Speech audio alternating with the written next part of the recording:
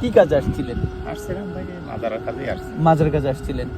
তখন কত টাকা স্যালারি পাইছেন? 15 বছর আগে 70 রিয়াল মাত্র। মাত্র 70 রিয়াল। এখন কত টাকা পান? এখন 100 রিয়াল। বাংলা 30,000 টাকা হয় আসলে। এই কি করবো রে ভাই, করার তো কিছু নেই। পড়ালেখা কতটুকু করছেন আপনি? আমি তো ইন্ডিয়ার ফার্স্ট। আপনি কত সালে ইন্টার পাস করছিলেন? ইন্টার পাকিস্তান 97 1997 সালে আপনি ইন্টার পাস করা ছেলে। এখনকার যুগে মানে মাস্টার্সও শেষ। শেষ। তখনকার মেট্রিক পাস, এখন মাস্টার্সেরও বড়। এই যে 1997 সালে আপনি ইন্টার পাস করার ছেলে 2025 সালে এসে মাজরার কাজ করতে হয়, এর কারণটা কি আসলে? কারণটা হচ্ছে আপনার একটা নসিব। নসিব। পুরোটা নসিব। প্রথম আসছিলাম মাসকাটে। হ্যাঁ হ্যাঁ হ্যাঁ মাসকাটে আসছিলাম, কোম্পানিতে কাজ করছিলাম তখন। হ্যাঁ হ্যাঁ হ্যাঁ কোম্পানিতে কাজ করছি, মনে করেন আর বাপ ভালো ছিল না। হ্যাঁ হ্যাঁ হ্যাঁ। পরে বলছে আমি আবার ভিসা বেচবো।